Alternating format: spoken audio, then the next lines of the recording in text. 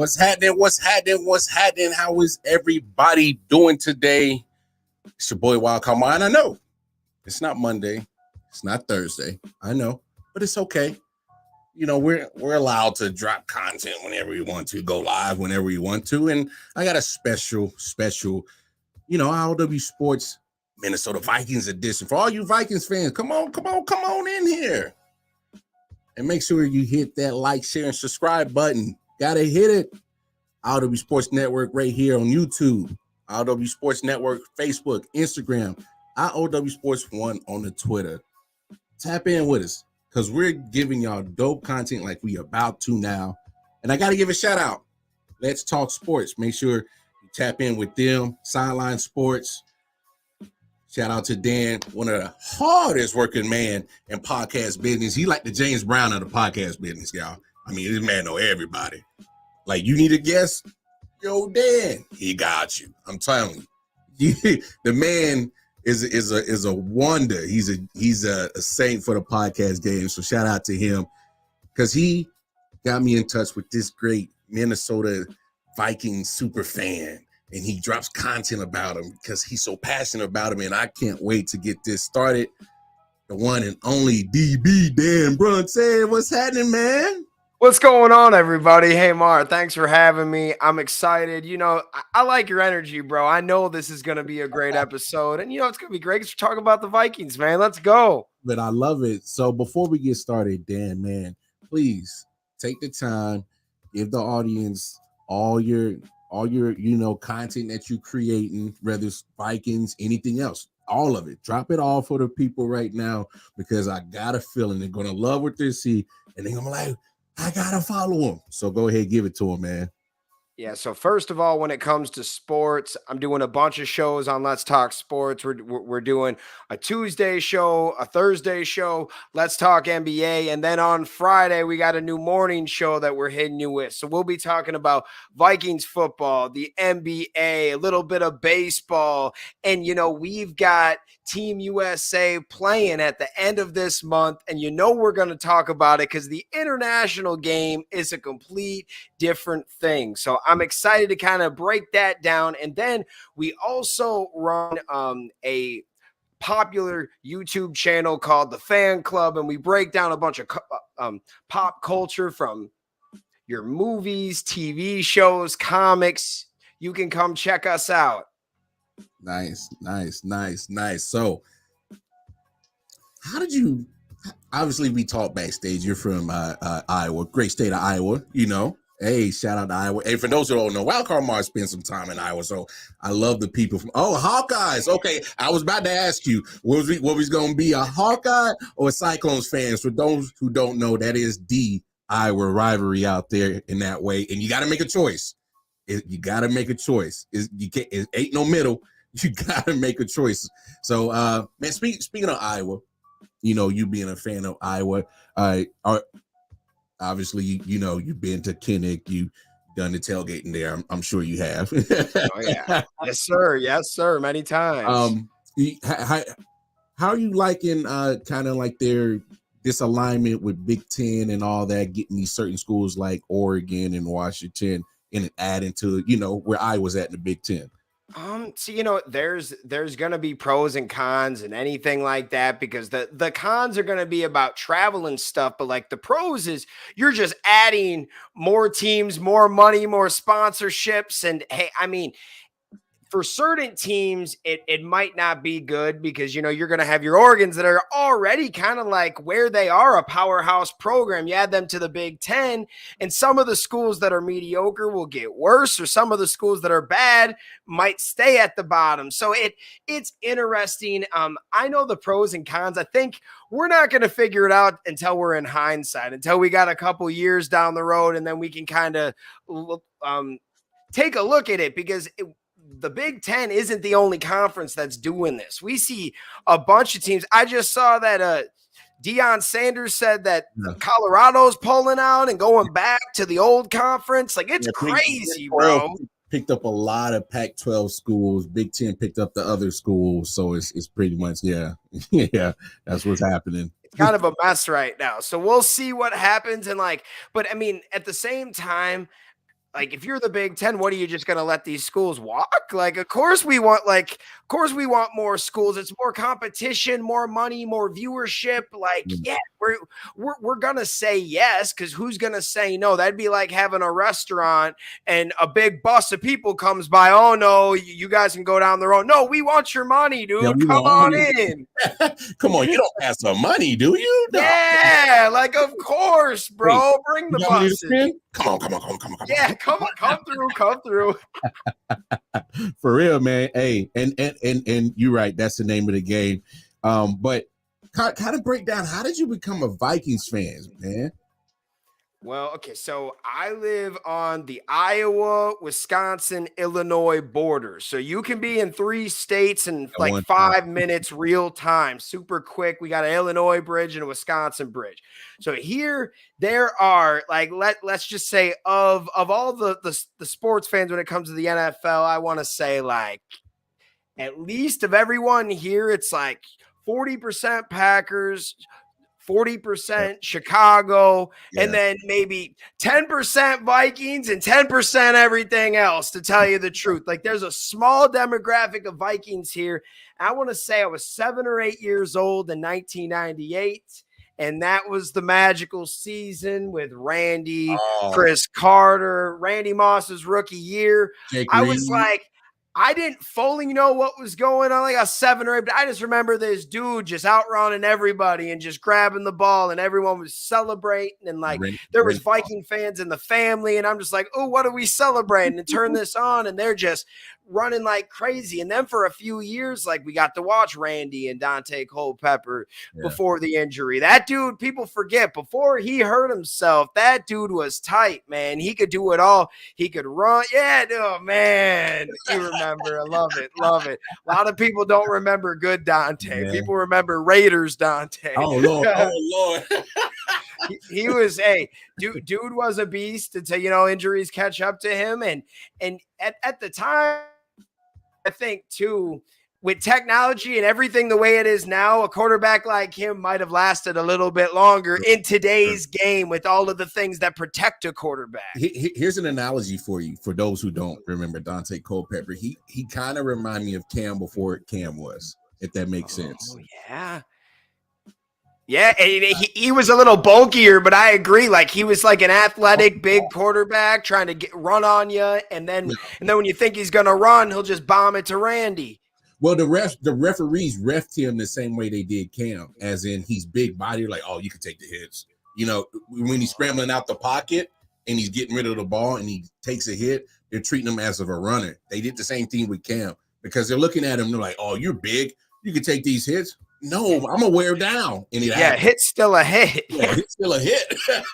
It doesn't matter if you're 7 foot or 5 foot. If I punch you in the face, it's gonna hurt, bro. Like if someone tackles you to the ground, it's gonna hurt.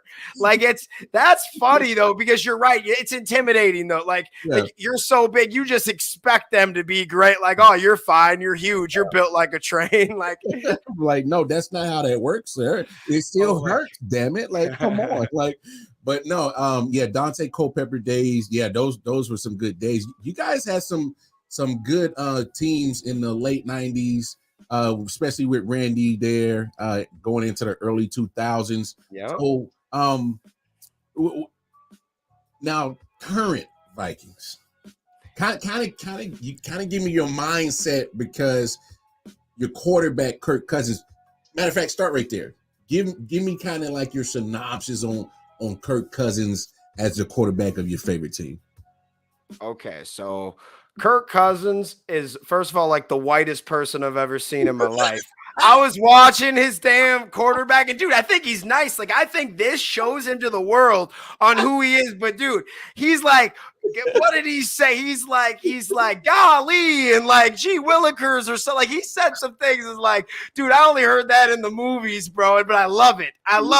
Because that's who he is. Like, don't be anything else than yourself, bro. No one's like, I love it's different, but at the same time, it's like, Kirk, that's who you are. And because we got to see him, like the other side of it, I think because he wasn't a first round pick, the media, everyone has this kind of consensus about Kirk. He's just mediocre quarterback that kind of shines against bad teams but can't really come up in the big moments. And some of that is true, but some of that, dude, this guy, he's always putting up numbers in bad situations. Like you look at the Redskins. Yeah. They were trash a lot of those years, and he was putting up big numbers. Yet when he came to the Vikings, we overpaid him, so we had to get rid of some guys. And honestly, if we just put a good defense around Kirk Cousins, we would probably be a lot better of a team. The problem with Kirk is he's your Alex Smith type guy. He does a lot of good things well, and he's not going to lose you the game, but when does he win you a lot of games? And for what you're paying him, part of he's going to be better than most rookies, but if you could find a guy on a rookie contract that could come in and just produce 80% of he does, then you can pay more linemen, more defensive guys, your linebackers. Finally get a corner. We never have a damn corner on this team no more. That's like, A1. We could spend the money a little bit more. So I like Kirk, but this might be Kirk's last year unless we win a Super Bowl. Oh, so it's Super Bowl or bust. Is that what you're saying? Yeah, that's a lot of Viking fans feel it. It's in the air. I'm not a Kirk hater. I'm wearing a dang Kirk jersey. So I support the guy, but at the same time, I see both sides of the coin. This is the year you get Brian Flores. I've said if we can just have the 17 best ranked defense, we will win 14 games this year. I'm not worried about the offense. We were like the 31st or 30th overall defense last year. It was awful. We made Daniel Jones. We turned Daniel Jones into Danny Dimes. He had 400 yards each game. And then even Mac Jones had 386 yards against us. You made Mac Jones look like he was Joe Montana, man. Yeah, exactly. So, yes, we need to get that under control because until you do that, you can have Joe Montana as your quarterback. It doesn't matter. You can put up 40 points. It doesn't matter if you're giving up 42. It's one of those situations. So I like that Brian Flores is there, and I anything's going to be better than our scheme last year. And it wasn't just Ed Donatell. It was, we didn't have the right players in his system. Yeah. And you'll even look like the year before we had Mike Zimmer as a defensive coach. And for 2 years, our defense was trash too under him the last 2 years. So a lot of people want to dismiss that because Mike Zimmer, he gets a lot of credit in the NFL world of being a great defensive mind. But I was like, what defense did he have that was stopping anybody else? Did I miss something? He did those first 2-3 years that he was there, and when they went to the NFC Championship game. Yeah. That one time with Case Keenum, they had a good defense that year, but just as time went on, they had the same players, but it got worse and worse. And so the last 2 years we had a bottom 10 defense with Zimmer, but you're a defensive coach. That's what you should be doing. And all the players are there. Yeah, because I remember Everett Griffin started having his situation. And then Danielle Hunter started getting hurt. And that's really kind of started turning the corner on how your defense was getting molded. And I didn't dislike the Patrick Peterson signing. The only problem is that he was a little bit too older and not young enough and not enough juice in his legs to carry or play man-to-man when your pass rush is not getting to the quarterback. So that was probably the only knock about signing him when y'all did. But I'm hearing you talk a lot about the defense, man. So what exactly gives you comfort that the defense can at least get to a 17th or middle of the pack type of defense? What gives you comfort? Go ahead. So Brian Flores he's a defensive guru. He's done a lot of good things with defenses in the past. So I'm hoping that with this scheme, and we have some nice players, man. Danielle Hunter just got his 1 year deal for $20 million. So it's a prove it. He got paid $20 million and it's a prove it year. True. That is usually good. The guy's happy and he has something to prove. And if he performs, we're going to pay him. Who wants to get rid of Danielle Hunter, right? If you prove it, and that because he had a good year last year, and it was his first year back from 2 years in a row having like season-ending injuries. So I don't even feel like we got to see Danielle Hunter at 100% last year. If he comes back this year and kills it, you're going to get paid, young man. So I see him being great. We also signed Marcus Davenport, who as a number 2 guy is never going to be the guy they're going to single out, So it's interesting. I think our pass rush could be fun. It does come down to the corners. We have this linebacker that came in last year as a rookie. His name is Brian Asamoah. Yeah. And Brian Flores says that he's basically the leader of the defense now. He's one of the best like guys on the team. Went from like, swear he was like a 3rd or 4th round draft pick last year, like was decent, but he's come in and killed it. So I'm excited to see what in the heck is going to happen with the defense. And to your point, I don't know if it's going to be better. Like I think I think there's ain't nothing wrong with keeping it real, man. Yeah, there's like, because honestly, I think our D-line and our linebackers like might fit the scheme more. But it's all about who we got back at corners. Now, right now, we just picked up a dude in the draft. I think his name was Mekhi Beckman or Mekhi Blackman, something like that. I'm sorry if I'm messing up his name, but he's supposed to be good. I think Andrew Booth Jr. is in the. There's a lot of guys that are like, I like, but I don't love anybody on the corners right now. Someone has to prove it to me. But I did see that we picked up a dude from the Patriots that was a 2nd rounder a couple years ago, and he's like 6'4", and they've been using him in these goal line packages. So that's like, I see that Flores is trying to do some things with these corners. I'm not for sure if it's going to work, but even if the cornerbacks can just be middle of the pack this year, I think the other things can work together. We just got to get to 15th or 17th overall defense, and we will move up, man. Yeah. No, because I mean, no disrespect to Harrison Smith. I love what he's done as a career, but he's getting up there in age. He's 34 years old, so he's getting to that point where he's a veteran presence, but he can sometimes be a liability if you get a burner on him in the slot. So that can be a liability. Brian Murphy Jr. That you guys picked up, he's solid from Arizona. Solid corner. So I definitely adhere to your concern on the cornerback situation. Mekhi Blackman, you were right. That was his name. But he's a rookie. So you got a lot of. And here's one thing that I will say. Because we just dealt with it as the Chiefs last year. We had a lot of rookies last year. So you're going to have a lot of growing pains as a Vikings fans with this secondary because they're young.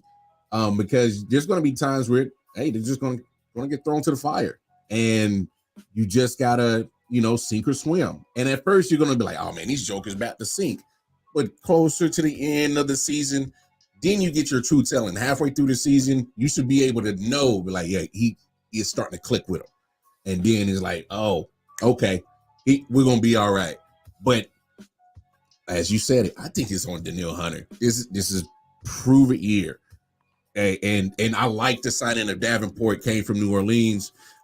Is big on can help Danielle Hunter, help get both of them on one-on-one situations. So I think that's a big pickup. It's going to be, especially with Danielle, though. He has to be the one to set the tone up front and get to the quarterback. Hell, if you just create the pressure, that helps your secondary.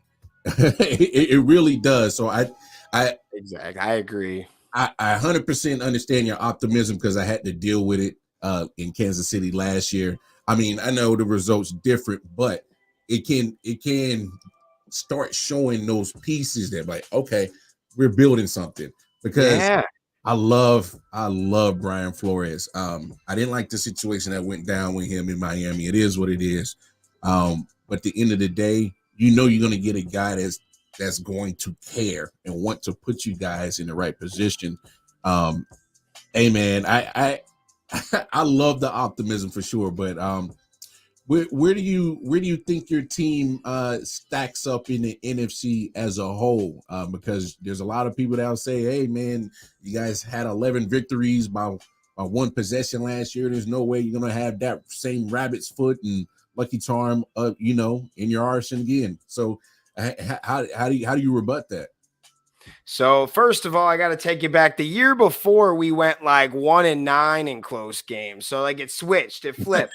The problem is though, the problem with both of those years is it's because of the defense. So like if you improve that, we don't even get close to that anymore. So like our offense, I feel like losing Dalvin Cook is going to hurt a little bit, but I think Alexander Mattison has been nice anytime he's been showcased. It's just he's always been behind a superstar, so like no one's really looking at you when the light's shining over here. But I think there's a reason why they were easily like even before Dalvin Cook got waived on the Minnesota Vikings, like get your season tickets or whatever signed. They had Mattison in there with Cousins on picture. Like it was like Dalvin Cook was already not part of the Photoshop pictures no more.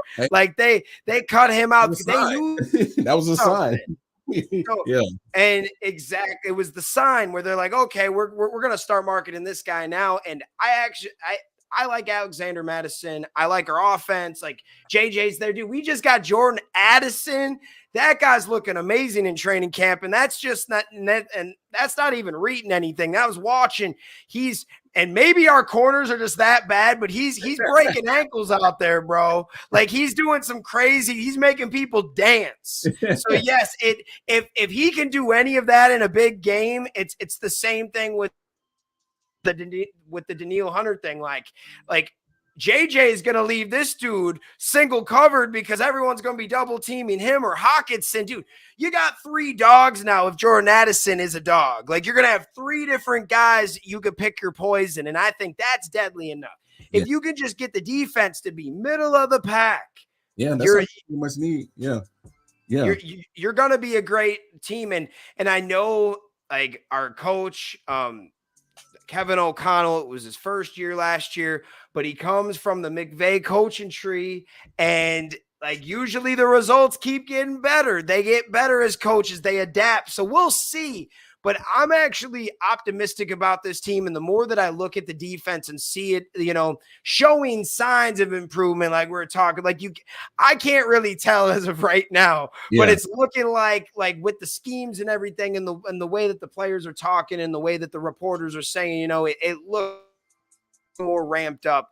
It looks edgier. It looks like, there's a lot of different things going on and disguises and different blitz packages and things. So I'm excited to see what will happen with the defense, but I do have the Vikings high this year. And I love that all of the media doesn't really see the Vikings winning the division again. I love that everyone thinks the Lions are going to win. It takes the pressure off of us, and we're the division winners.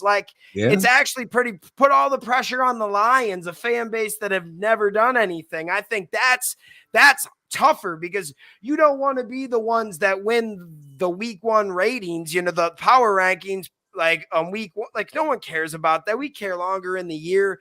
And I don't know what the Packers are going to be, because I've said this many times on different shows. The Packers could be like a contending team for a Super Bowl if Jordan Love is just 70% of what Rodgers is. Like they got a lot of playmakers on the over on defense, offense. They've got some studs over there. But if Jordan Love ain't good, they're winning 5-6 games this year, right? The Bears are in a very similar situation where they've came back. Like I feel like the last year or two, they've acquired some assets they're building, but we don't know what it's all going to do put together.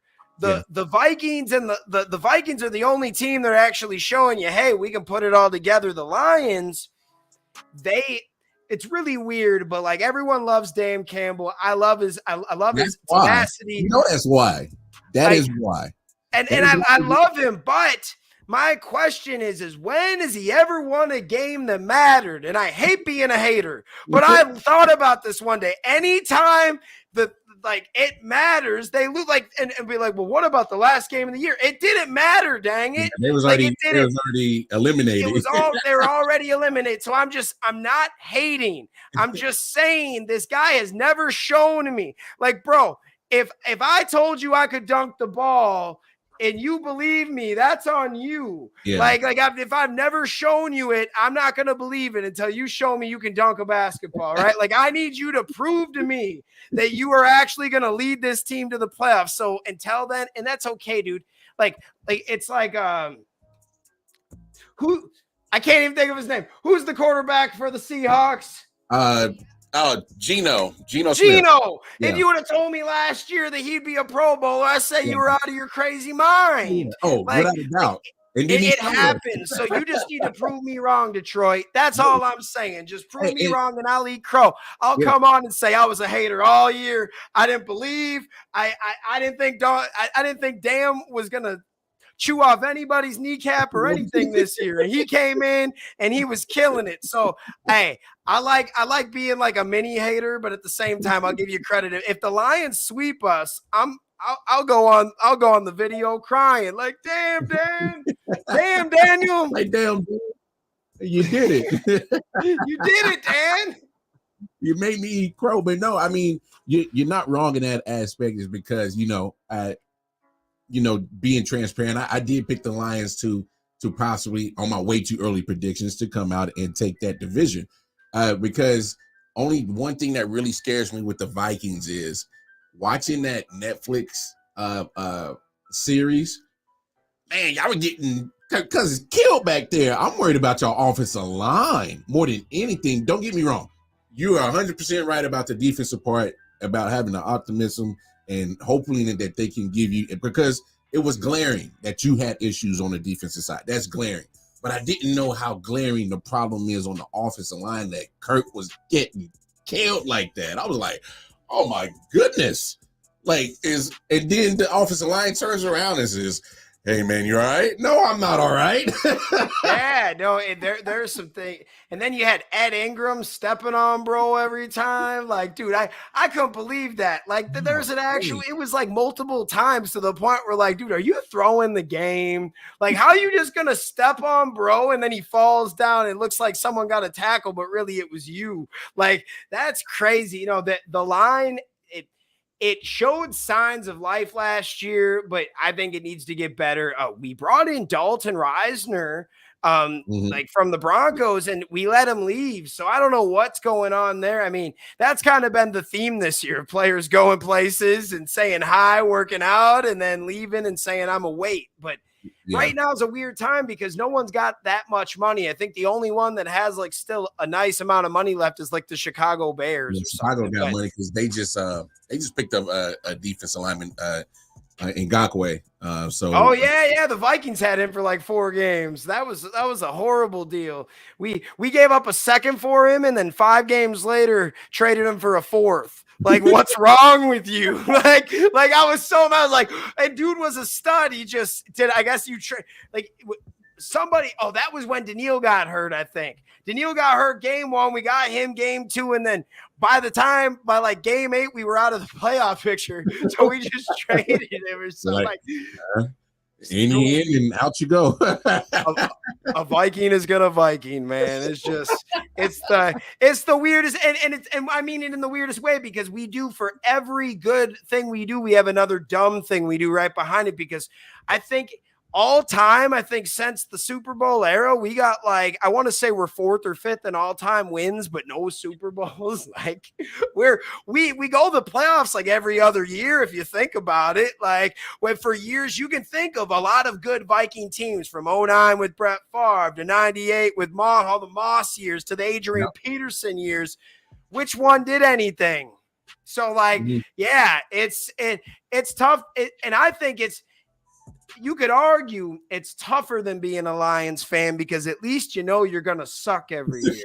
At least you know there was a time for 20 years you knew that the Lions were going to be trash. Now, that's the old Lions. I will say that for all my Lion fans watching, that's the old Lions. Like that is the old Lions, yeah. That's a whole new animal. The new Lions are dope. I will, but you know what I mean.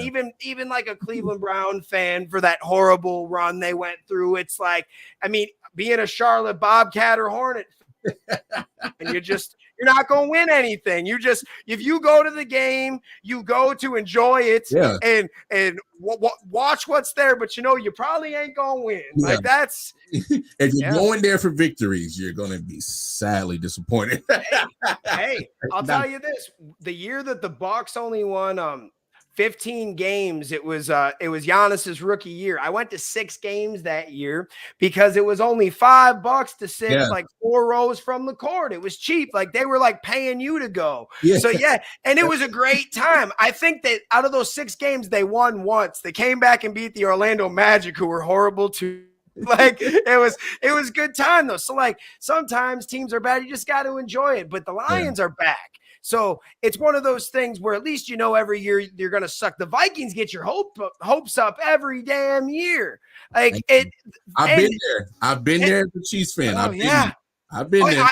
Hey, for years until you guys got Mahomes, the Chiefs and Vikings were very similar for years where we had stud running backs and defenders for years, but we never had a quarterback. We always struggled with getting that one key guy to come in and the most important player on your team to come on in and get the perfect guy.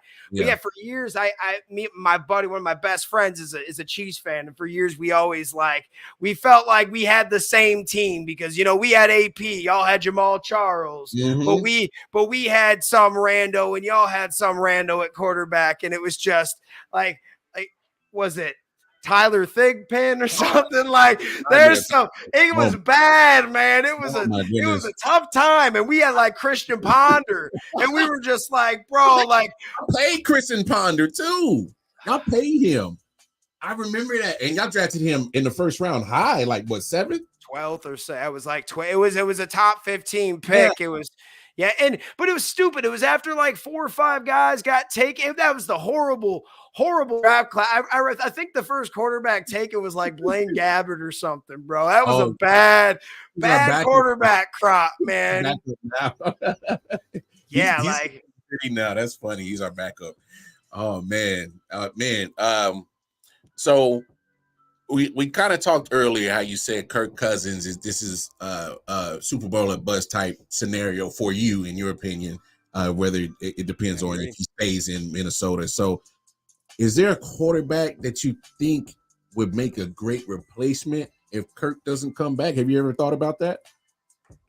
What is dude's name at USC? Caleb Williams. There you go. Yep. That guy right there. Bring him on in. I like him. I like what he's doing. Trade everything. Pull a KC Chiefs, but go, you know what? Don't just zone in on him. Go make sure there isn't a Patrick Mahomes or a Herbert out there that kind of gets overlooked by the number one guy. Like everyone's in love with this guy, but really we should be looking here. Go through the process. Find me the best quarterback. And I like the KOC is a quarterback. Like he was a backup for Tom Brady with the Patriots. Like he's a coach, but I like that we have a guy that is a little bit of a quarterback whisperer that could go find his guy. And maybe, I know it's a lot of luck, but I'm going to trust a guy like that picking a quarterback than somebody else because he's a coach. 2, he can kind of tell you what he's looking at of what makes a good quarterback go. Like he was in the league, but also he played behind Tom Brady, right? Yeah. If you find some similarities with this player that you're looking at in Tom Brady, I think you're going to be okay, right? So let's go find a player like that or Caleb Williams, whoever your guy is, and trade everything for him because you're going to have some money to play with for the next couple of years. Trade, but Justin Jefferson, he stays. Yeah. I'm thinking just trade, just basically F them picks is what I'm saying. Just get rid of the pick. Like for years, and I felt like this even with the old and the Zimmer era, we had a lot of good, talented teams with Diggs and Thielen in their prime and stuff like. Yes. But we never took that like, well, we thought Kirk Cousins was going to put us over the top, but that really wasn't the thing that was going to put us over the top. I think we need to do something else. But also, you need that young quarterback that you can kind of, they're coming right out of college and killing it these days, man. Like they really are. Some it takes time to develop, but some, I mean, it helped that Patrick Mahomes had 1 year behind Alex Smith, but at the same time, he played game 17 of that year and killed it. That's when y'all knew he was going to be great, right? Oh, Like yeah. he could have started that year and would he had more bumps? Yes, but he was still going to be Patrick. It's funny that you say that because I can remember 100% when in 2017 when they made the trade with Buffalo and they jumped like 17 spots. And the first thing I said, I was like, wait, who are we going to go get? And then they said Patrick Mahomes. I was like, I don't even know who this is. First thing I did is I went to YouTube and I looked at his college highlights. And I remember I put on Facebook, I'm like, oh, this guy's going to be our future. Because I was in that same position that you're in now when Alex Smith, and I will give Alex Smith his credit all day for what he's done to help turn around this franchise. Because, like you said, them Tyler Thigpen seasons was some lean years. Them Brody Croyle seasons was some lean years. The Damon Hewitt was some lean years. And the moment that Alex Smith and Andy Reid came as a combo in 2013, that's when you started seeing it change. And we got the last bit of Jamal Charles and Dwayne Bowe, and then we ushered in the whole Patrick Mahomes. And, well, Travis Kelce and Tyreek Hill was part of that beginning too. I'll give them that credit. But then once Mahomes got in, that's when you're like, we're not just, making playoff appearances now.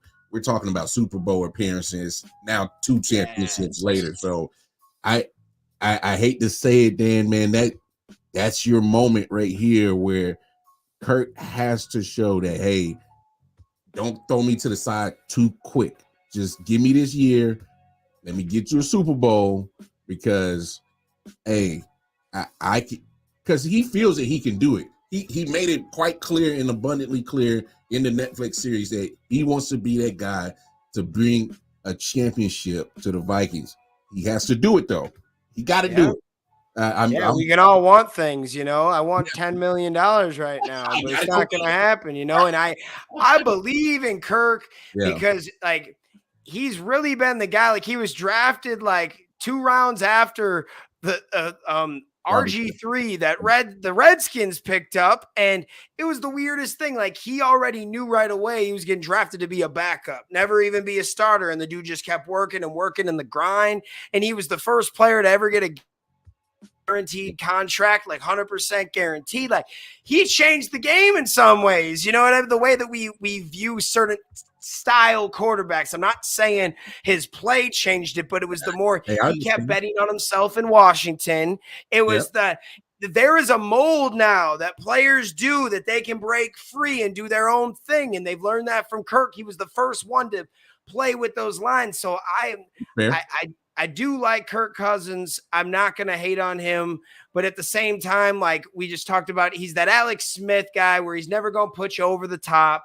And he does a lot of things. He's a great glorified game manager. And there's nothing wrong with that.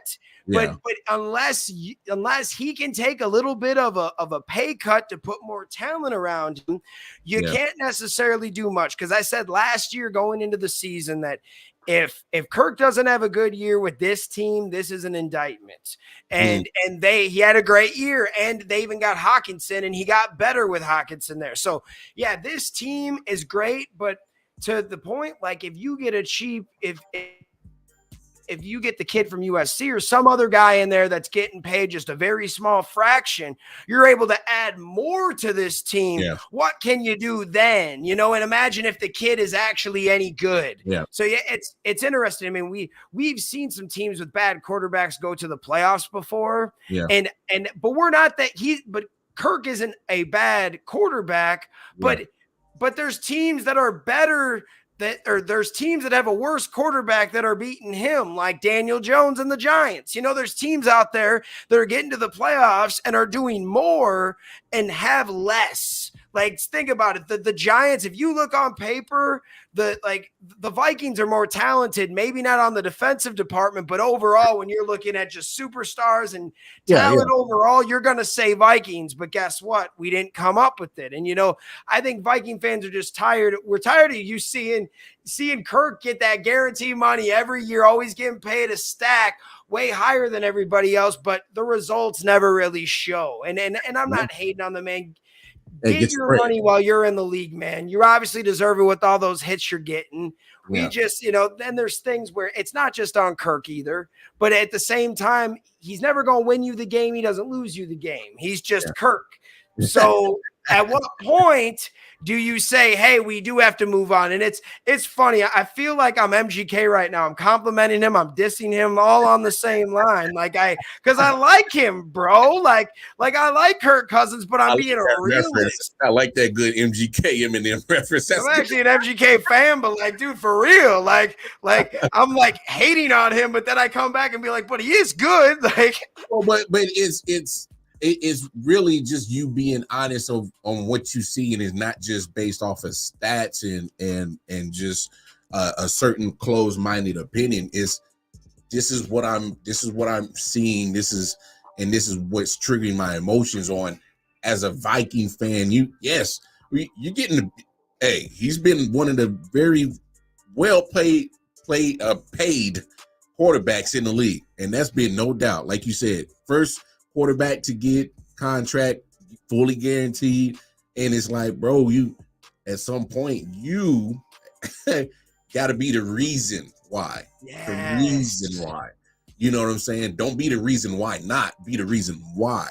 And I think 100% it's a crossroads season for him, and maybe he finishes his career in Minnesota, maybe not, but wherever he ends up, I still think he is a good quarterback.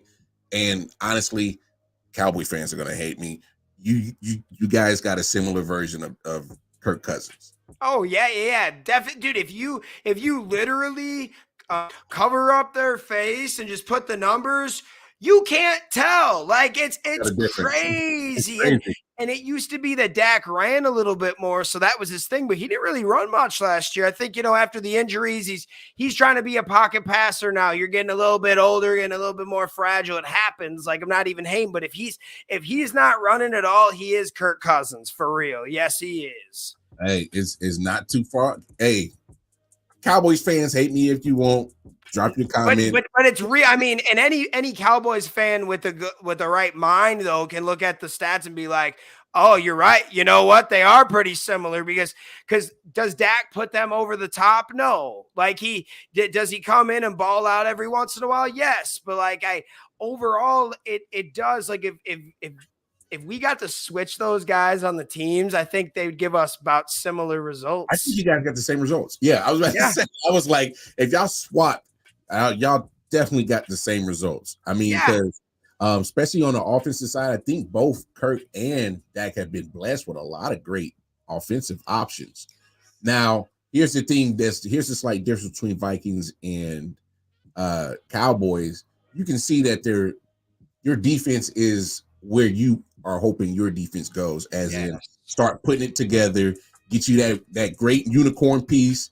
I'm not saying you guys, Danielle Hunter is going to be your Michael Parsons, but he can have that same effect. Yes, I agree. Pass rush skills and getting to the quarterback, causing forced fumbles, putting pressure. He can do the same thing like Michael Parsons does.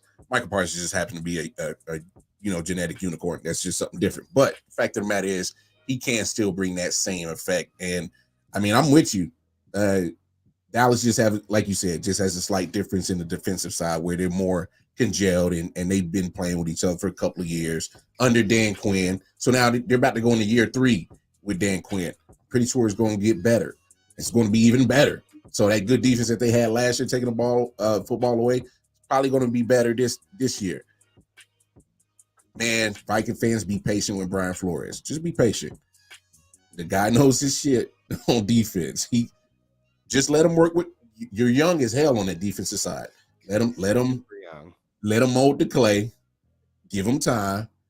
Now, if by week 9 and 10 you don't see it, by all means raise hell. Because by at least about mid-season, you should start seeing it click. Detroit Lions had the same thing. That defense was garbage in the first half. They had some injuries, but you saw at the end of the season they started clicking, and it helps complement your offense. So for me, overall, I think the Vikings. I don't think you're going to get 13 wins again. It's Kurt or bust. He's either going to get you 13 wins, 12 wins max. I think the ceiling is, because you guys got a first place schedule this year. So I don't know if y'all gonna win that many one possession games again this year. I don't think the football guys work like that. But I will say this: you can be competitive. But I say it's pretty much up for grabs between you and Detroit. So that's just my way too early predictions. Obviously, we got to let everything play out. Just my way too early predictions. So overall, kind of, your way too early predictions on Minnesota Vikings before we get out of here.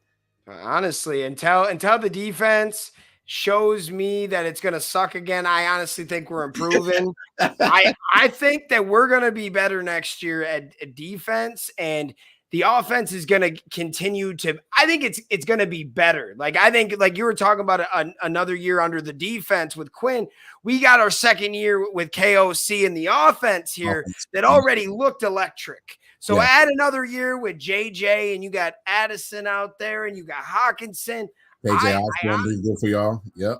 I think that with the defensive pieces that we've kind of brought in, if that can just be like a Kansas City Chiefs defense where they're never the best, but they always come up with the big play at the right time, and they bend, but they never break. Yep. And I think that's where we need to be. And if we can be there, I honestly, like, I'm just saying this now with in mind that the defense will improve. I give us 14 wins. Okay. It's like with that it's doable. Improving. Now, if the defense stays the same, I'm with you, and it could be 10, it could be 9. Like, we might hover around like that wild card spot if the defense is bad. If we improve, I think we're going to be better than last year. Hey, there it is.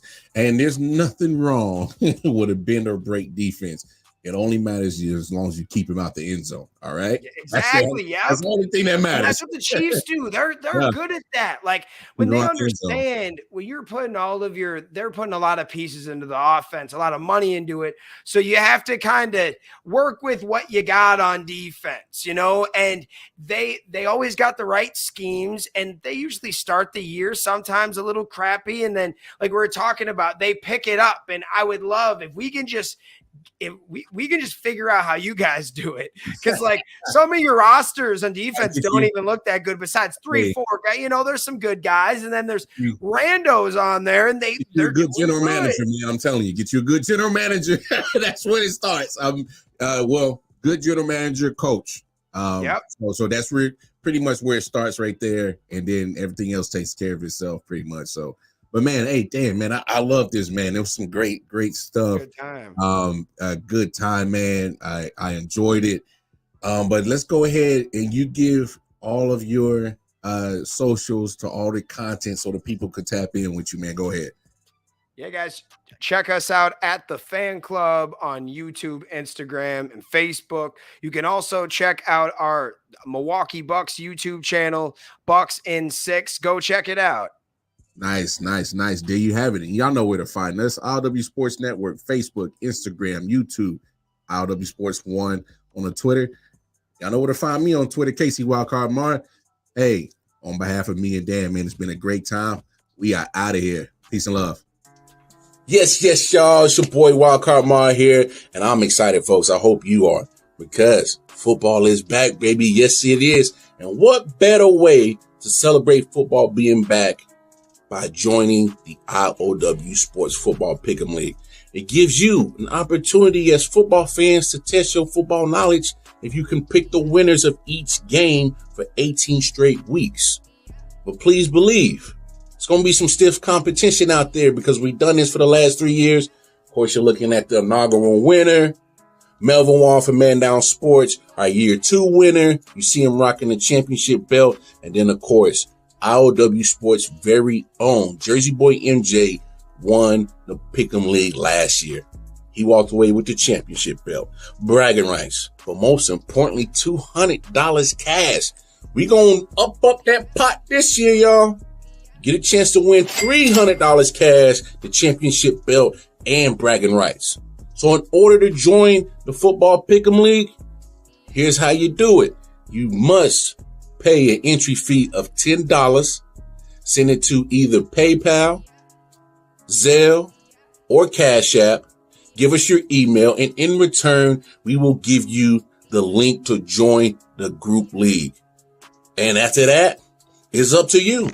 Y'all think you know how to pick NFL games for 18 straight weeks? You want the bragging rights? You want the championship belt? You want the $300 cash? Join the league. September 7th will be here in no time, so you don't want to wait too long. You don't want to hesitate at a chance of winning some cash, a championship belt, and bragging rights. Until then, keep enjoying all this I.O.W. Sports content on I.O.W. Sports Network, Facebook, Instagram, and YouTube. Wildcard Mar.